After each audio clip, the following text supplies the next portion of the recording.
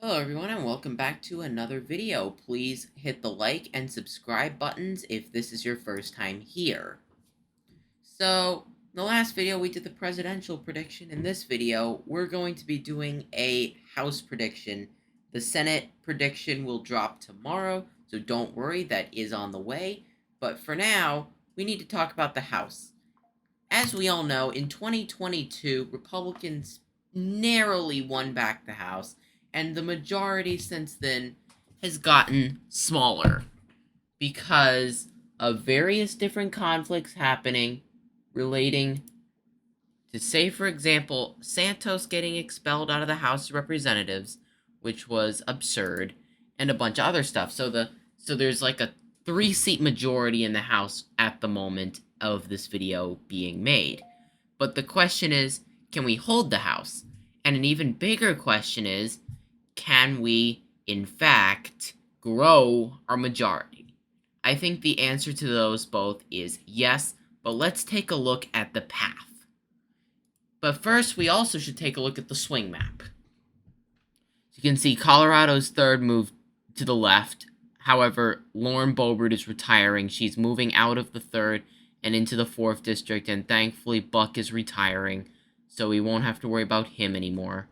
But California and all these other states have swung dramatically to the right. Can we keep these rightward shifts moving, or are we going to, say, for example, continue to go back to the left? That being said, let's get started. So we're going to start with the first state of Alabama. We're going to work state by state. The 2nd district, I would have to say we're going to also add the tilt. I'd say very likely this goes safe. Unfortunately, this redistricting gerrymander from the Democrats is horrible. Not worth our time looking at. Alaska, unfortunately, with ranked choice voting, we're not going to be able to get rid of Peltola until ranked choice voting is gone. But for now, we just gotta hope that the repeal for ranked choice voting is on the ballot in November, which, if you live in Alaska, get out there, sign that petition, so that way we can put that on the ballot to repeal the ranked choice voting, and then we can actually start focusing on winning elections. But for now, I'm gonna give this tilt Democrat. Trump could pull an upset, you never know, but I don't see it right now. Arizona, we got a couple seats here to analyze. Ciscomani and Schweiker. Schweiker, I think he will hold on. He always holds on by the skin of his teeth. However, Ciscomani, I also believe he holds on. They're both incumbents now. They're well-liked, and they'll get the little incumbent boost. And then all these other people are just going to continue to hold on. There's nothing in Arkansas, so let's move on to California. And boy, we've got a lot here to talk about. John Duarte, I believe he will hold on. However, Valadeo, I think, will go down. Or, I think I got these flipped. Duarte will go down, more likely than not, and Valadeo will probably go down. Garcia, I think he's going to hold on. He's an incumbent, and he keeps winning, I think, by a lean margin, not a tilt. Calvert, I think he'll hold on by a lean. Same goes for Michelle Steele. She seems to be winning by quite a bit in her elections, even though it's a Biden seat. I know Democrats are going to target it. However, Katie Porter's seat. If we run a strong candidate, I think we can pull it off. But for now, we're just going to have to wait to see who the nominee is. There's 2 people running. I'd say if the right person gets the nomination, that seat will, in fact, flip Republican. Next up, Colorado. Lauren Boebert is no longer going to be in the 3rd district, so I think we're going to hold this seat by a lean margin. And Caraveo will probably hold on. She's an incumbent now. We had the best shot at knocking her off last time. However, this time around, I really don't think so. On to Connecticut, where we have 1 competitive seat. I don't think I gotta explain anything about this one, unfortunately. I'm not too optimistic about this seat flipping, if I'm being fully honest. She's liked, and this is her 3rd term. Well, you never know. She could go down, But honestly, I don't see it at this point. The Connecticut GOP is incompetent beyond belief. Delaware, nothing to see here. In Florida, this should be pretty self-explanatory. We're just going to run through some of the competitive seats. All of these people are incumbents. They're not going to be going up against anybody at this point in their primary. And plus, they're all generally well-liked. However, I do see some of these seats flipping down the road, like Florida 23rd and Florida 9th, but those I don't think are ready to flip just yet. Next up, nope, nothing to see here in Georgia, or Hawaii, or Idaho. Illinois, we got one seat worth analyzing. That is Eric Sorensen. Unfortunately, I don't think that's going to flip. This horrendous gerrymander looks... Well, first of all, this gerrymander looks horrific. And second of all, it's unfair. If I go in the Chicago area, you can see, yep, a whole bunch of districts just gerrymandered to add more seats for the Democrats. Just doesn't look right to me.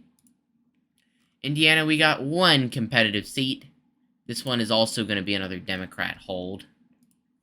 We could theoretically, if we want to do the Illinois method, we theoretically could gerrymander this state and gerrymander all these congressional districts to make the one first congressional district Republican, but the Indiana GOP is not very competent. Iowa, we got the 3rd district, which is really the only competitive seat. Zach Nunn, he's an incumbent now. He won by the skin of his teeth. I think he will hold on, definitely.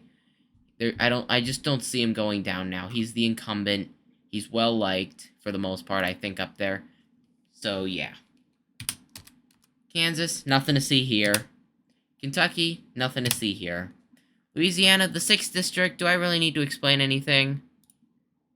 Graves, unfortunately, I think is going to go down with this gerrymander. He will have to do a massive amount of campaigning if he wants to hold it. Unfortunately, I don't think that's going to happen, but you never know. But for now, it's lean Democrat. Maine 2nd district, this is an interesting one. Jarrett Golden, he's more of a moderate Democrat member of the caucus. However, I strongly believe we're not running the same no-name candidate this time. We're running somebody who's pretty solid, pretty well liked, and I think if that person is the nominee, the seat is going to flip. So I'm going to give the flip to Maine's 2nd district, taking out Dan Golden. Now, there's nothing to see in Maryland, Massachusetts. There are a few things in Michigan that we should take a look at. Hillary Schulten, she's going to hold on. Alyssa Slotkin, her seat is open. She's retiring. I think, with any luck at all, this seat is going to flip. Same goes for Dan Kilde's seat. Trump, this is a Biden +2 seat. I think that's going to get narrower. And if Trump wins the district, he'll carry whoever wins the Republican nominee more likely. And right when I was getting ready to finish up for the night, I look at the video, and I look at the map, and I realized, okay, we forgot a congressional district. John James, Michigan 10th, who seems to be a relatively solid guy for the district. He's going to hold on, probably by a tilt margin, considering Trump takes the district. Trump will carry him over the finish line. So, yeah, that being said, that's going to be it. I will probably more likely than not just insert this with the not. Minnesota 2nd. Unfortunately, I don't think that she's going to go down. Angie Craig is just popular for whatever reason. I mean, if Trump narrows the gap in the district or wins the district, then I could make an argument, but I don't think he's on track to win Minnesota or anything in Minnesota. Mississippi, nothing. Nothing. Okay, Montana, Ryan Zinke, he holds on. By a lean margin, like 3 to 4 to 5 points. I just don't know how he does it. Well, this is first term. He's now an incumbent. He's also in a Trump +7 seat. So that's basically what's going to happen here. We move on to Nebraska. The 2nd district is worth talking about because you've got Dan Fry competing against Don Bacon in the primary. So Dan Fry theoretically could take out Bacon in the primary. If that happens, we might lose the seat. However, as of right now, I think we hold the seat by a tilt margin. Even if Dan Fry's the nominee, which I hope he is, because he seems to be pretty solid. But for now, I think Don Bacon wins the primary, and he will go on and win the general election later this year. Nevada, the only district worth talking about is the 3rd. That one's more likely not going to hold Democrat. Republicans seem to be running an okay Matt Gaetz-backed candidate in this district, but I don't know much about the candidate, and I don't know too much about what she stands for or what she's like, if she's good for fundraising and all that other stuff. You got Vegas trends moving to the right. I think it's going to flip sometime soon, but I don't think this is going to be the year that does it. New Hampshire, the 1st district. I don't really think I have anything to say here. New Jersey, the 7th district. Tom Keene, he's an incumbent now. He's going to hold on more likely than not by a lean margin. He seems to be popular. He seems to be liked. He's going to get carried over the finish line, seemingly no matter what happens. New Mexico, 2nd district. Unfortunately, this is an insane gerrymander. It is possible that we take out Vasque because he only won by 0.7 points, but nonetheless, I'm going to have to give this as a tilt Democrat. Unfortunately, I think we could take that seat out if the gerrymander wasn't so aggressive, but for now, it's going to remain like that. New York, okay. This is the bellwether when it comes down to retaking the House. If we retake the House, it's going to be through New York, more likely than not. So we're going to go ahead and analyze these seats. New York has a new congressional map. This is not the new congressional maps, but aside from that, it's basically going to be very similar with just a few changes up here. That being said, Anthony D'Esposito. Well, we'll start with Tom Suozzi. He'll probably hold on. It all depends, again, how much Trump wins the district by. I'm going to give that as a lean Democrat to Susie. Anthony D'Esposito, probably tilt R.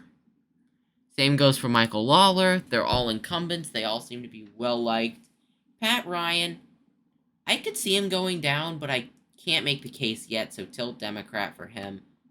Mark Molinaro, I don't think will go down at this time. However, it is possible that he will more likely than not hold on. However, Brandon Williams will go down with the new redistricting map. The new redistricting does not look good for him.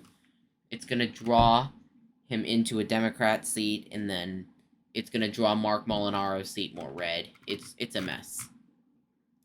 I could be wrong, and I probably am wrong, but we're going to have to wait and see because the new map isn't there. And look at that. We've already won control of the House, theoretically, if this is really what happens. North Carolina, insane gerrymander by the Republicans. I actually kind of like this gerrymander. It's pretty good for the most part. We've cemented a bunch of state control.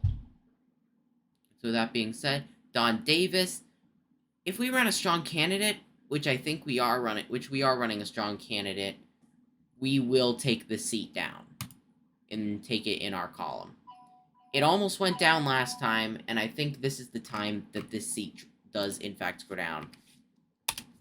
North Dakota, nothing. Ohio, a couple seats here to analyze. Oh boy. Greg Landsman, unfortunately, I think he holds on. He will more likely hold on by a lean margin. Ohio 9th. As long as it's not J.R. Majewski that's the nominee, I think the seat will go down in our column. But for now, it's going to go tilt Democrat. We don't know who the nominee is going to be yet. God forbid it's J.R. Majewski. Same goes for Ohio 13th. This seat could be won if Gilbert's not the nominee. She was a horrible candidate. But for now, we're going to have to wait and see what happens in those seats. It's going to be a little while, but we're going to have to wait. Oklahoma, nothing. Oregon, few things to see here. Chavez DeRemer, she will hold on. She's an incumbent now. She's relatively well-liked. I think she wins by more than 2.1 points at this point. And then Oregon 6th. It's possible that does flip, but for now, I don't see it, and I don't think I have a case to make for Oregon 6th. But we're going to have to wait and see on that seat as well. Pennsylvania, we've got a couple seats here to analyze. Susan Wild, if Trump wins the district, she's going to go down. It's a presidential year. Same goes for Matt Cartwright. He's in a Trump +3 seat. If Trump finds a challenger to him and endorses him, and then he gets carried over by him in the general election, Matt Cartwright is going to go down. Scott Perry, I think he's going to hold on by more of a likely margin this time around. He seems to be winning by relatively big margins, around 7 to 8 points in the last election. And then if Trump takes the district, probably, maybe by even more. He seems to be well liked. However, Chris DeLuzio, that seat's going to go lean Democrat more likely than not. I don't see that seat flipping. For now, anyway. Anyway, Rhode Island. The 2nd district was actually relatively competitive in the special election. However, that's not enough to make me say, okay, it's going to flip, because it's not going to flip. South Carolina, we don't have anything that's really going to flip. The only seat that's really competitive is Nancy Mace's district. However, Kevin McCarthy's on the revenge for her. Kevin McCarthy might take her down. However, I don't think she will go down in a primary. She seems to be well liked in the district, and she seems to be getting a lot of praise from people like Matt Gaetz for ousting McCarthy. So let's keep on moving. South Dakota, nothing. Alright, here we come to Texas. Texas, we've got a couple of competitive seats. The only one probably worth talking about is Vicente Gonzalez. He will probably hold on. However, there are a couple of these people we need to talk about. Specifically, I'm talking about Tony Gonzalez, or wherever he is. Tony Gonzalez, there's not really, I don't think it's possible at the moment, but it is possible that Gonzalez goes down in a primary because there's a strong candidate running against him, and I hope he does go down, because he seems to be relatively weak aside from like the border. So that's basically that. And also, I think South Texas is going to continue trending to the right. But for now, I think that this is what it's going to look like. Also, Texas needs to fix their congressional districts. Utah, there's nothing to see here. Virginia, a couple seats worth analyzing. Jen Kiggins, she's going to hold on. She's an incumbent. She's well-liked. Youngkin endorsed her, and she was able to win and pull it over the top. She's not MAGA, but you can't really run super-based candidates in Virginia and expect them to win unless it's like a super red seat like Bob Good. Then Abigail Spanberger, she's leaving the seat, and it's going to be open. Depending on how close the district is, it is possible we flip the seat, but it starts at tilt Democrat, probably by less than 2 points. Democrats hold the seat. It is possible she goes down, but I don't see it yet. Washington 3rd. I do believe that presidential year, once again, that Perez does go down. However, there was a little bit of gerrymandering here. I think that's going to be a lean Republican if she goes down. But there's been some gerrymandering here. However, I do believe that Trump's going to take the district by about 4 points. And if he takes the district by about 4 points, it'll go in Joe Kent's favor. And that's basically it after Wisconsin. The only seat really worth talking about is Derek Van Orden. He seems to be well-liked. He's all over the place in terms of his voting record, but it's not the most conservative district. So we're also going to have to watch because Tony Evers is proposing redrawing the Wisconsin congressional map, and hopefully they don't. But anyways, that is going to be it for this video. Thank you so much for watching. I hope you enjoyed this video, and once again, if you got suggestions, let me know. This is only my second video. If you have suggestions on what you want to see for these videos, if you have any suggestions for these videos, please don't hesitate to let me know. I will read each and every one of your comments. Anyways, thank you for watching, and peace on out.